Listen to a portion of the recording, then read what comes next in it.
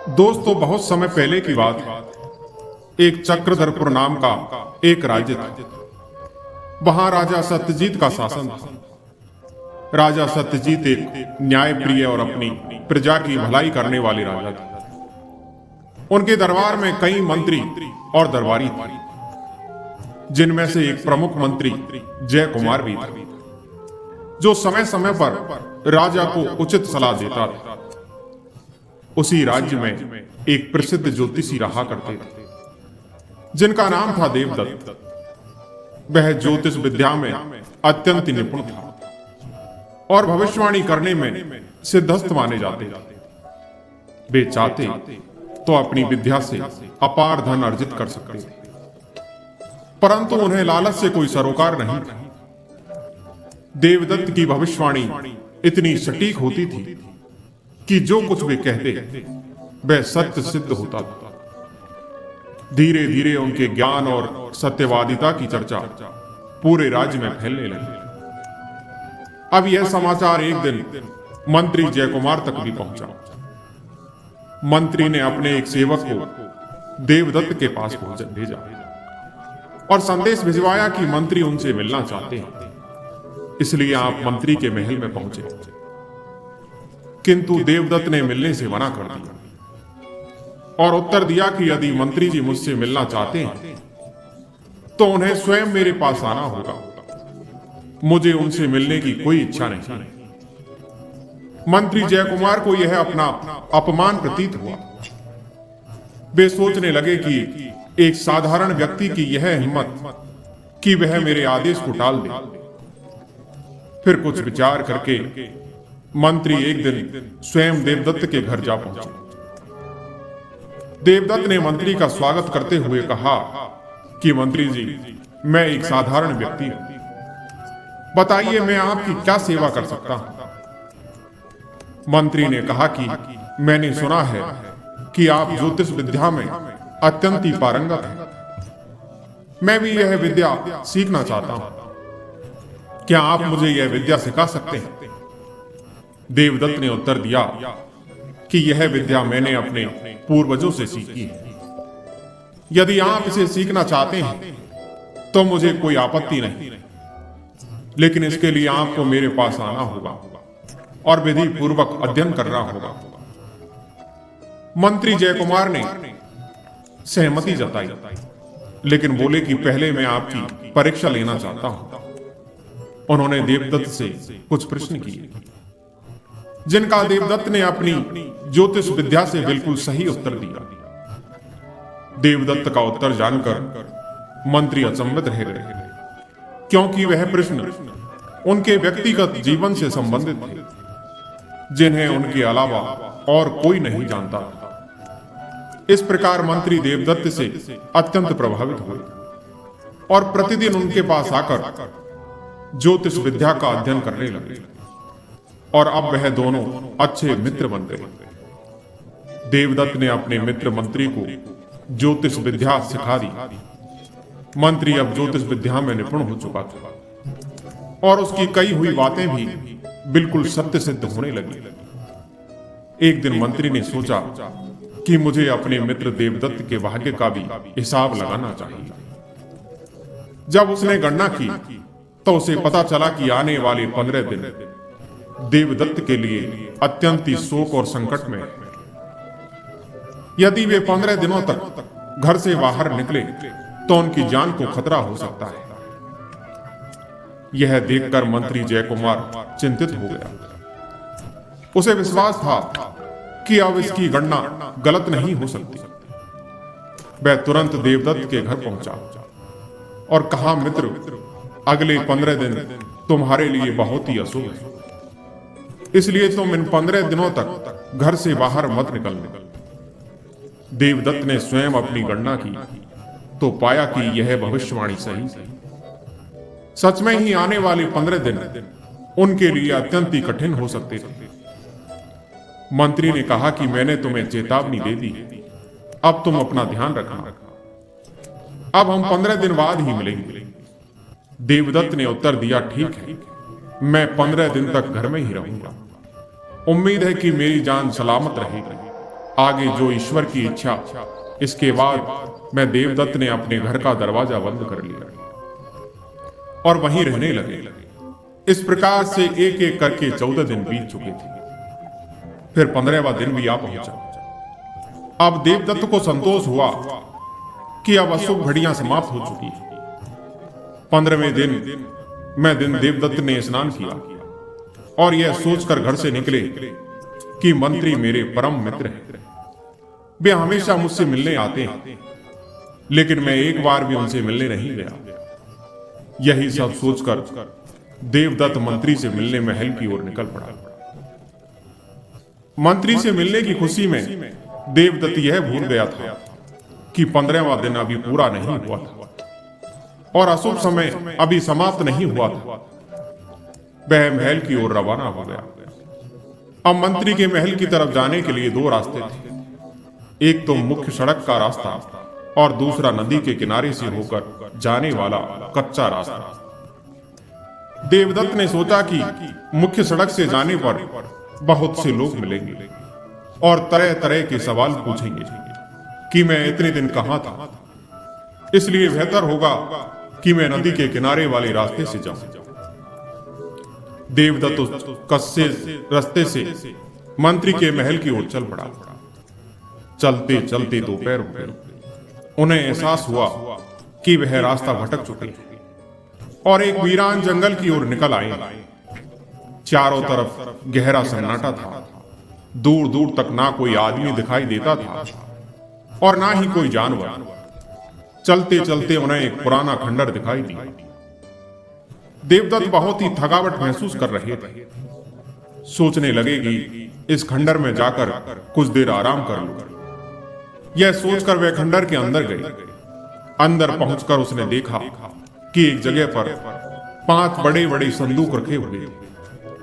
उन संदूकों को देखकर देवदत्त को जिज्ञासा हुई कि इन संदूकों में क्या हो सकता है।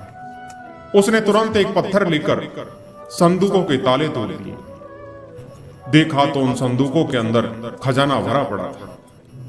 यह सब देखकर वह इतना बदहास हो चुका था कि अपनी विद्या के बल पर भी खजाने का राज मालूम ना कर सका। आखिर उसने सोचा कि अपने दोस्त मंत्री को इस खजाने के बारे में बताना ठीक रहेगा, क्योंकि इतनी सारी दौलत मेरे किस काम की। वह जल्दी जल्दी दौड़ता हुआ नगर की तरफ वापस आ गया और वहां से मंत्री के महल का रास्ता पकड़ लिया। देवदत्त मंत्री के महल पहुंचा। मंत्री ने जब यह सुना कि देवदत्त खुद मुझसे मिलने आए हैं तो वह बहुत ही हैरान हुआ, क्योंकि उसके हिसाब से देवदत्त का 15वां दिन अभी पूरा नहीं हुआ था और देवदत्त की जान सूरज ढलने तक खतरे में थी। वह तुरंत देवदत्त को महल के अंदर बुलाया और बोला कि आपने क्यों तकलीफ की, वैसे भी अभी 15वां दिन पूरा नहीं हुआ है। देवदत्त बोले, हाँ भाई, मुझे मालूम है कि आज 15वां दिन है और बाकी के 14 दिनों की तरह यह भी खुशी से बीत जाएगा। लेकिन हैरानी की बात यह है कि आज का दिन मेरे लिए बड़ा ही भाग्यशाली है। इसके बाद उसने खजाना मिलने की बात मंत्री को बताई और कहा कि इतनी दौलत का भला मैं क्या करूंगा, आप यह खजाना रख लीजिए और हाँ, अगर आपका दिल चाहे तो उसमें से कुछ मुझे भी दे देना। खजाने वाली बात सुनकर मंत्री बड़ा ही हैरान हुआ। उसने जल्दी से 2 घोड़े मंगवाए और उन पर सवार होकर दोनों खजाने वाली जगह पर पहुंच गए। इतना बड़ा खजाना देखकर मंत्री की आंखें फटी की फटी रह गई और उसके मन में बेईमानी का भाव पैदा हो गया। उसने सोचा कि कहीं ऐसा ना हो कि देवदत्त किसी और से खजाने वाली बात बता दे और फिर यह बात एक ना एक दिन राजा तक भी पहुंच जाएगी और ऐसा हुआ तो राजा इस खजाने पर कब्जा कर लेगा और मेरे हाथ में कुछ भी नहीं आएगा। इसलिए यह जरूरी है कि देवदत्त को मौत के घाट उतार दिया जाए। यही सब सोचकर मंत्री ने देवदत्त को वहीं मौत के घाट उतारने की सोच ली और देवदत्त को धक्का मारकर जमीन पर गिरा दिया। और अपनी तलवार निकाल ली। ये देखकर देवदत्त घबरा गया और वह बोला, मंत्री क्या बात है, क्या मुझसे कोई गलती हो गई है? मंत्री जयकुमार बोला, हाँ दोस्त, गलती तो तुमसे हुई है, और तुम्हारी गलती यह है कि इतने बड़े खजाने के बारे में तुमने मुझे बता दिया। अब मुझे डर है कि अगर तुमने यह बात किसी और से कही तो खजाना मेरे हाथ से जाता रहेगा, इसलिए तुम्हारी जुबान बंद करना जरूरी है। यह सुनकर देवदत्त की आंखों के सामने अंधेरा छाने लगा। वह बोला कि दोस्त, मैं वचन देता हूं कि यह बात किसी और से ना कहूंगा। मंत्री ने हंसकर कहा कि बकवास बंद करो, तुम अपनी जान बचाने के लिए यह कसम खा रहे हो। देवदत्त ने मंत्री जयकुमार से दया की भीख मांगी कि मेरी जान बख्श दो, ये सारा खजाना तुम ले लो, इसके बारे में मैं किसी से कुछ भी नहीं कहूंगा। लेकिन मंत्री के सिर पर तो मानो खजाने का भूत सवार था। जब देवदत्त ने देखा कि अब उसकी जान बचने की कोई उम्मीद नहीं है, तो वह बोला कि दोस्त, यदि तुम मेरी जान लेना ही चाहते हो तो मेरी एक आखिरी इच्छा पूरी कर दो। मंत्री बोला कि बोलो, क्या इच्छा है तुम्हारी? देवदत्त बोला कि मंत्री, मेरी पत्नी को बच्चा होने वाला है, उसे कभी मत बताना कि मेरी मौत हो चुकी है। मंत्री ने कहा कि ठीक है, मैं तुम्हारी यह इच्छा जरूर पूरी करूंगा। यह कहकर मंत्री जयकुमार ने अपने दोस्त देवदत्त को मौत के घाट उतार दिया और देवदत्त के शव को खंडर के ही अंदर जमीन में दबा दिया, और मंत्री जयकुमार वापस अपने महल को लौट आया। मंत्री अब पूर्ण रूप से संतुष्ट था कि अब वह पूरे खजाने का अकेला मालिक है। उसने अपने सबसे भरोसेमंद नौकरों को बुलाया और रातों रात उस खजाने को अपने महल में ले आया। इधर मंत्री जयकुमार ने राज्य के सबसे बेहतरीन कारीगरों को बुलाकर उस खंडर को तोड़वाकर एक शानदार महल बनाने का आदेश दे दिया। कुछ ही महीनों में नदी के किनारे एक शानदार महल बनकर तैयार हो गया। इसी दौरान एक दिन मंत्री ने देवदत्त की पत्नी को बुलाया और उससे कहा कि देवदत्त को मैंने एक विशेष काम से दूसरे राज्य में भेज दिया है। अब इधर कुछ दिनों के बाद देवदत्त के घर पर एक सुंदर से बच्चे का जन्म हुआ। बेटे का नाम प्रताप रखा गया। बेटे के जन्म पर प्रताप की मां अपने पति को याद करके बहुत रोई, क्योंकि बहुत समय हो गया था उसकी कोई खोज खबर नहीं मिली। वह बदनसीब पत्नी कई बार अपने पति के बारे में पता करने के लिए मंत्री के महल में गई, मगर पहरेदारों ने उसे धक्के मारकर बाहर निकाल दिया। वह इसी को अपना भाग्य समझकर घर बैठ गई और मेहनत मजदूरी करके अपने बच्चे को पालने लगी। अब कुछ समय इसी तरह बीता। समय के साथ साथ देवदत्त का बेटा प्रताप भी अब 5 वर्ष का हो गया था। प्रताप बहुत ही बुद्धिमान बालक था। उसकी मां ने उसकी शिक्षा के लिए पास ही में रहने वाले एक पंडित जी के पास भेजा। इस प्रकार से कुछ समय और गुजरा। प्रताप बड़ा होने लगा। उसकी बुद्धि दूसरों के मुकाबले बहुत ही तेज थी। सभी लोग कहते थे कि प्रताप अपने पिता देवदत्त से भी ज्यादा बुद्धिमान है। एक दिन प्रताप को अपने घर पर एक पुरानी किताब मिली। उसने अपनी मां से पूछा कि मां, यह किताब किसकी है?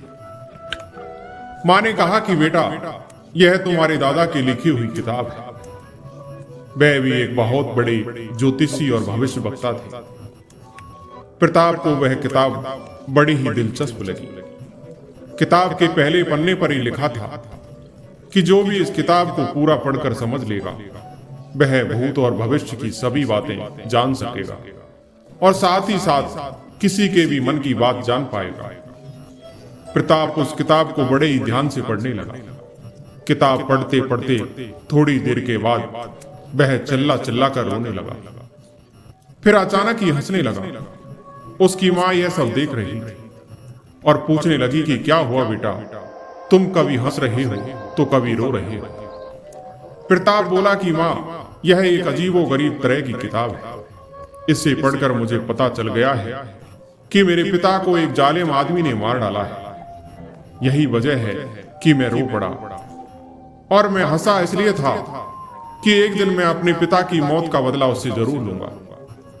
यह बात जानकर प्रताप की मां खूब रोई, लेकिन प्रताप ने उसे दिलासा दी कि मां, यह किताब मुझे बताती है कि एक दिन राजा मुझे अपना मंत्री बनाएंगे और मेरे पिता का कंकाल अभी भी वहीं दबा हुआ है जहां मंत्री जय कुमार ने अपना नया महल बनवाया है।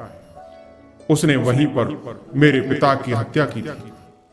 अच्छा मां, अब मैं बाजार जाकर कुछ खाने पीने का राशन लेकर आता हूं। उसकी मां ने कहा कि बेटा, राशन के लिए हमारे पास पैसे तो नहीं है। प्रताप बोला कि मां, आप चिंता मत कीजिए, इस किताब ने मुझे ऐसा तरीका बताया है जिससे बिना पैसे के ही हमें राशन मिल जाएगा।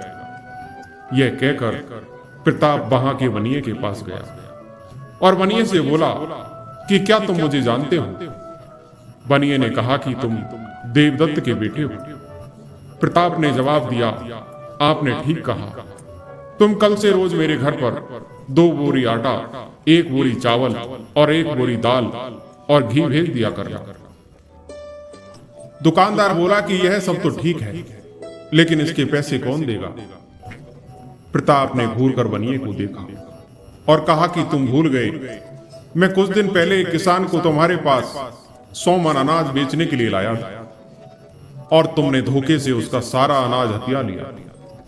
और यही बात मैं अपने न्यायप्रिय राजा को बता दूंगा तो वह तुम्हें काल कोठरी में डाल देंगे। प्रताप के मुंह से यह सुनकर बनिया थर थर कांपने लगा। प्रताप ने तो उसका सारा राज जान लिया था, और यह बात सच भी थी कि उसने पिछले महीने एक किसान को लूट लिया था। जिस किसान को प्रताप लेकर आया था, बनिया हैरान था कि प्रताप को यह राज की बात कैसे मालूम हुई। वह बनिया तुरंत हाथ जोड़कर बोला कि ठीक है, मैं वही करूंगा जैसा तुम कहते हो, लेकिन मेरी शिकायत महाराज से मत करना। प्रताप वापस अपने घर चला गया। अब वह आराम से अपनी दादा की लिखी हुई किताब को पढ़ने लगा। जैसे जैसे वह किताब को पढ़ने लगा, सैकड़ों और हजारों बातें उसे मालूम होती चली गई। यहां तक कि वह इस विद्या में इतना माहिर हो गया कि रास्ते चलते आदमियों के दिल की बात भी वह जान लेता, और कभी भी ऐसा नहीं हुआ कि उसके मुंह से निकली हुई बात गलत साबित हुई हो। लोग उसके बारे में कहते थे कि वह अपने पिता देवदत्त से भी ज्यादा बुद्धिमान और काबिल है। एक दिन प्रताप की मां ने कहा कि बेटा, मेरा मन आज ताजा जंगली शहद खाने का हो रहा है, लेकिन शहर में यह चीज कहीं नहीं मिलती। मैंने सुना है कि मंत्री के बगीचे में दुर्लभ फल और मधुमक्खियों का छत्ता है। तुम किसी को भेजकर वहां से यह सब मंगवा दो। मंत्री जय कुमार का नाम सुनकर प्रताप के तन बदन में आग लग गई। उसने कहा कि ठीक है मां, मैं दुर्लभ फल और जंगली शहद खुद लेने जाता हूं। प्रताप अपनी मां से इतना कहकर वह घर से मंत्री जय कुमार के बगीचे में पहुंचा। जब प्रताप वहां पहुंचा तो उस बगीचे का दरवाजा बंद था। उसने बगीचे के रखवाले को आवाज दी। थोड़ी देर बाद एक मोटा सा आदमी उस दरवाजे पर आया और गुस्से से बोला कि क्या बात है भाई, क्यों चिल्ला रहे हो? प्रताप बोला कि मुझे मेरी मां के लिए कुछ दुर्लभ फल और मधुमक्खियों का शहद खाने के लिए चाहिए, बस यही चाहता हूं। वह आदमी बोला कि तुम जानते हो कि यह मंत्री जी का बगीचा है, कोई दुकान नहीं है, दफा हो जा यहां से। रखवाला दरवाजा बंद ही करने वाला था कि प्रताप ने चिल्लाकर कहा कि दरवाजा, खबरदार, जो दरवाजा बंद मत करना। कल जो सांप तूने मारा था, उसकी मां तुझे डसने के लिए छुपी बैठी है। यह बात सुनकर रखवाला हैरान रह गया। उसने झुककर बाग में इधर उधर देखा तो सचमुच एक नागिन वहां पर दिखाई दी। उस रखवाले ने मन में सोचा कि मैंने जब उस सर्प को मारा तो उस समय तो वहां कोई नहीं था, तो यह बात इसे कैसे पता चली? वह उससे पूछने लगा कि हे भाई, तुम्हें कैसे पता चला कि कल मैंने सर्प को मारा था और मुझे उसकी मां डसने वाली?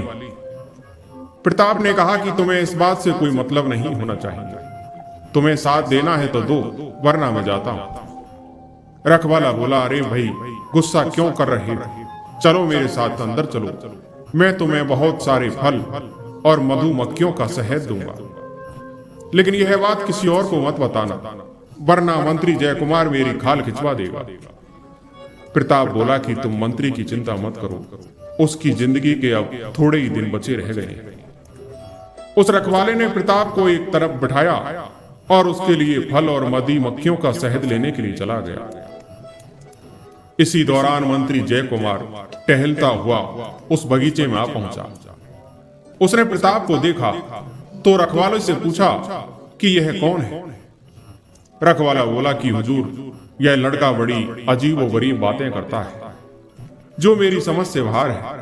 फिर उसने फल मांगने और सांप की बात मंत्री जयकुमार को बता दी। यह बात सुनकर मंत्री बहुत ही हैरान हुआ और प्रताप को गौर से देखने लगा। उसने रखवाले को वहां से जाने के लिए कह दिया और प्रताप से पूछा कि लड़के, तुम कौन हो और तुम्हारा नाम क्या है? तब प्रताप ने जवाब दिया कि मेरा नाम प्रताप है और मेरे पिता का नाम देवदत्त है। देवदत्त का नाम सुनकर मंत्री कांप गया, उसके अंदर डर समा गया, लेकिन फिर वह संभल कर बोला कि तुम्हारे पिता को मैं जानता हूं, वे बड़े ही नेक दिल आदमी हैं। मैंने उन्हें एक काम से राज्य से बाहर भेजा हुआ है। यह सुनकर प्रताप को गुस्सा आ गया। प्रताप बोला कि तुम गलत कहते हो, मेरे पिता अब इस दुनिया में नहीं है। उन्हें एक निर्दयी आदमी ने धन के लालच में मार डाला है। अब मैं अपने पिता की हत्या का बदला लेना चाहता हूं। यह बात सुनकर मंत्री जयकुमार की होश उड़ गई। वह समझ गया कि इस लड़के को सब मालूम है और यह मुझसे बदला लेकर ही रहेगा। इसे भी इसके पिता की तरह किसी तरह धोखे से ठिकाने लगाना पड़ेगा। मंत्री बोला कि दुख की बात है कि तुम्हारे पिता की हत्या हो गई है। मुझे इसकी जानकारी नहीं थी, लेकिन अब मैं उस पापी को अपने हाथों से सजा दूंगा। अच्छा, अब तुम यह बताओ कि तुम यहाँ क्या करने आए हो? प्रताप बोला कि मुझे फल और मधुमक्खियों का शहद चाहिए। मंत्री बोला कि ठीक है, तुम यहीं पर रुको, मैं अभी किसी नौकर को बुलाकर फल और सब्जियों का छत्ता तोड़वाता हूं। यह कहकर मंत्री एक तरफ चला गया और उसने खास नौकर को अकेले में बुलाकर कहने लगा कि एक लड़का उधर बगीचे में बैठा हुआ है, तुम उसे किसी तरह बहला फुसला कर धोखे से किसी भी तरह तहखाने में ले जाओ और उस तहखाने में उसे बंद कर दो, ताकि वह वहीं पर भूख प्यास से तड़प कर मर जाए। अगर तुम यह काम कर दोगे तो मैं तुम्हारे मन की इच्छा पूरी कर दूंगा और साथ में तुम्हें बहुत सारा धन भी दूंगा। यह बात सुनकर नौकर तुरंत बगीचे की ओर गया। उसने पीछे से जाकर प्रताप को पकड़ लिया और उसे उठाकर तहखाने की तरफ बढ़ने लगा। तभी प्रताप ने चिल्लाकर कहा कि अरे नौकर, तुम यह क्या कर रहे हो? मंत्री जयकुमार तुम्हारे मन की इच्छा कभी पूरी नहीं करेगा। वह झूठा आदमी है। अगर तुमने मुझे मारा तो मंत्री तुझे भी जिंदा नहीं छोड़ेगा। नौकर हैरान हुआ और उसे नीचे रखकर धीरे से बोला कि तुम्हें क्या पता कि मेरे मन में क्या इच्छा है? प्रताप बोला कि मैं सब कुछ जानता हूं। तुम मंत्री की बेटी से शादी करना चाहते हो और मन ही मन मंत्री की बेटी भी तुमसे प्यार करती है। वह नौकर प्रताप के कदमों में गिर गया और बोला कि हाँ, मेरी यही इच्छा है। प्रताप बोला कि तेरी शादी मंत्री की बेटी से करवा सकता हूं और वह समय जल्दी आने वाला है जब मंत्री को मेरी जरूरत पड़ेगी, मगर तुम उस वक्त तक उसे मेरा पता मत बताना जब तक कि वह तुम्हें 3 तमाचे ना मार दे। लेकिन मंत्री ने मुझे तुम्हें तहखाने में बंद करने का हुक्म दिया है। प्रताप ने कहा कि हाँ, तुम उससे कह देना कि मैंने उसे तहखाने में बंद कर दिया है।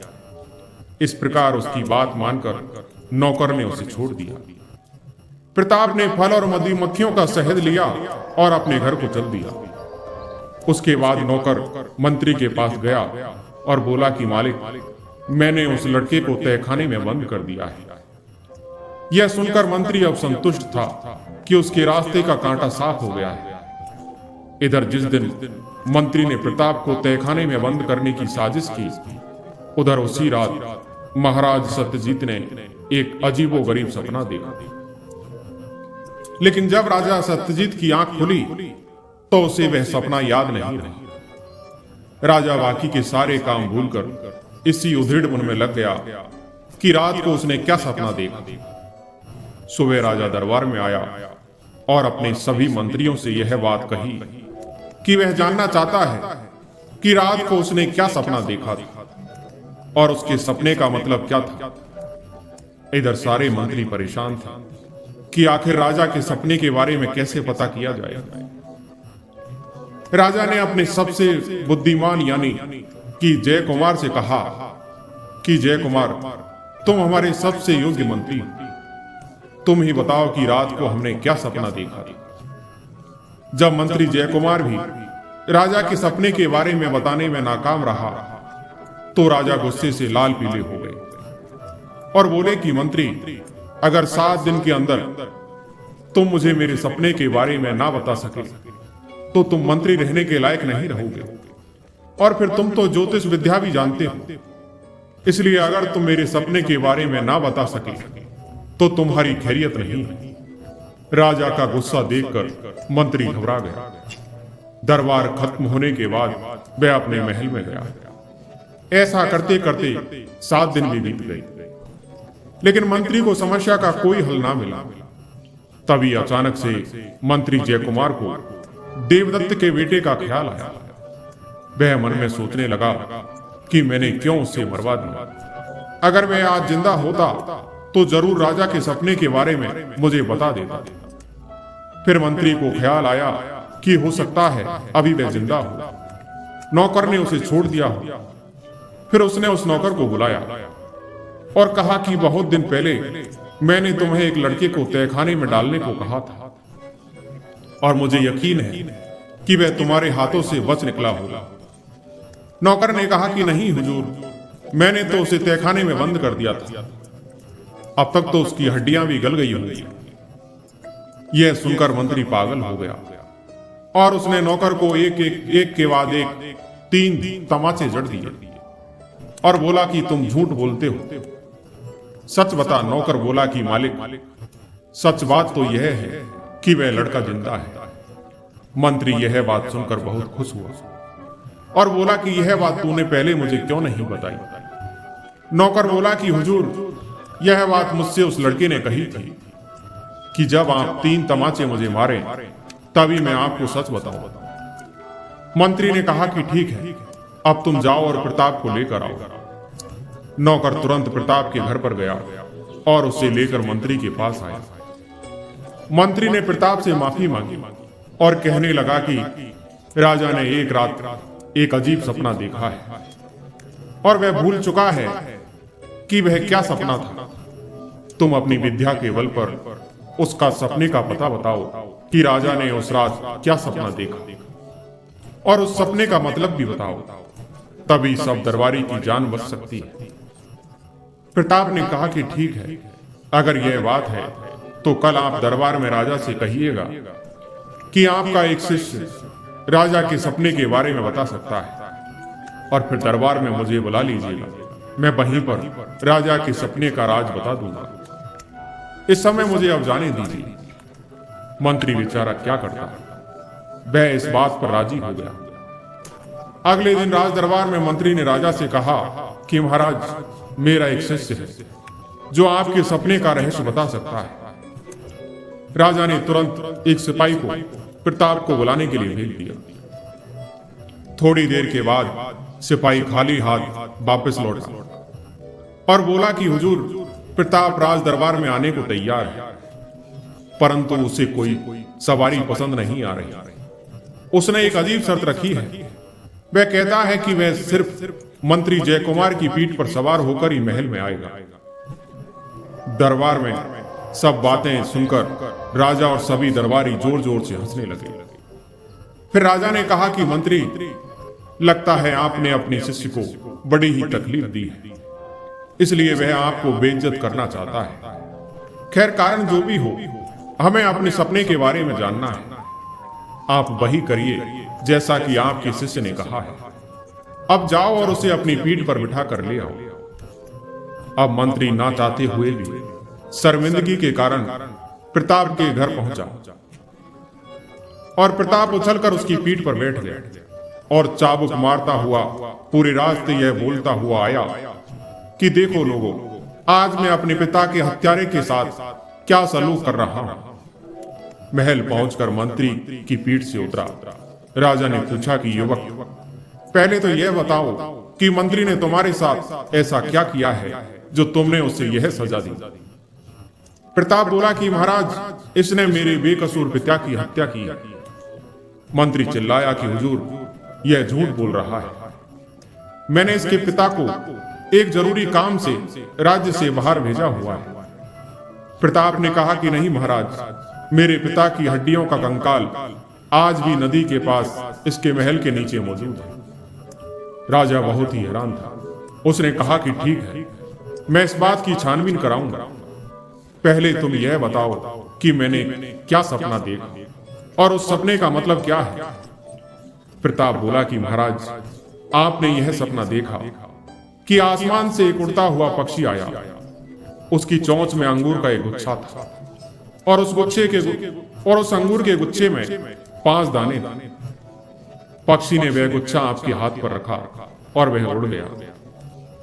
लेकिन जब आप अंगूर खाने लगे तो एक कौवा आया और उस अंगूर के गुच्छे को आपके हाथ से लेकर उड़ गया। राजा ने कहा कि सच, बिल्कुल सच, मैंने बिल्कुल यही सपना देखा था। अब तुम यह बताओ कि उस सपने का मतलब क्या है। प्रताप ने कहा कि महाराज, आपके सपने की सच्चाई आपके सामने ही मौजूद है। एक दिन मेरे पिता देवदत्त को जंगल में 5 संदूक मिले थे जिसके अंदर खजाना भरा हुआ था। मेरे पिता ने इस बात की जानकारी मंत्री जी को दी, तो मंत्री जी ने लालच में आकर मेरे पिता की हत्या करवा दी ताकि वह खजाने की बात किसी को ना बता सके। और जो खजाना राज खजाने में जाना चाहिए था, वह इस मंत्री के कब्जे में है। मेरे पिता को मारकर मंत्री ने वहीं जमीन में गाड़ दिया था। यही आपके सपने की असलियत है। यह सुनकर राजा ने मंत्री को तुरंत गिरफ्तार करवा लिया और इसके महल की तलाशी ली गई, जहां पर वह 5 खजाने से भरे हुए संदूक भी मिल गए। उसके बाद राजा ने महल के बगीचे की खुदाई करवाई। उस खुदाई में देवदत्त की हड्डियों के कंकाल मिले। इस प्रकार से अब मंत्री के सारे अपराध उजागर हो चुके थे। वह राजा से माफी मांगने लगा, लेकिन न्यायप्रिय राजा ने उसे मृत्यु दंड की सजा सुना दी। इसके बाद प्रताप ने अपने पिता की अस्थियों को पूरे रीति रिवाज से उनका अंतिम संस्कार किया। इसके बाद राजा ने प्रताप से कहा कि बेटे, तुम बहुत ही बुद्धिमान और योग्य युवक हो। मैं चाहता हूं कि तुम मेरे मंत्री बन जाओ। प्रताप ने राजा का यह प्रस्ताव स्वीकार कर लिया और कहा कि महाराज, मेरी एक प्रार्थना है। राजा ने कहा कि कहो, क्या कहना चाहते हो। प्रताप ने कहा कि महाराज, मंत्री जयकुमार की बेटी की शादी मेरे एक आदमी से कर दी जाए। उसकी बेटी भी उस आदमी को चाहती है। इसके बाद एक दिन राजा ने मंत्री की पत्नी को बुलाया और उसकी बेटी की शादी की बात कही। वह इस बात पर तैयार हो गई। फिर मंत्री की बेटी की शादी उस नौकर के साथ कर दी गई जिसने प्रताप को तहखाने में डालने की बजाय छोड़ दिया था। प्रताप ने अब अपने पिता की हत्या का बदला ले लिया और वह राजा का एक मंत्री बनकर अपनी मां के साथ एक शानदार महल में रहने लगा और एक अच्छा जीवन बिताने लगा। इस प्रकार से प्रताप ने अपनी बुद्धिमानी और साहस से अपने पिता की हत्या का रहस्य उजागर किया और अन्याय करने वाले मंत्री को उसकी सजा दिलवाई। राजा सत्यजीत की न्यायप्रियता ने साबित किया कि अपराधी कितना भी शक्तिशाली क्यों ना हो, सच्चाई एक न एक दिन सामने आ ही जाती है। प्रताप को उसकी योग्यता का उचित सम्मान मिला और वह राजा का मंत्री बना।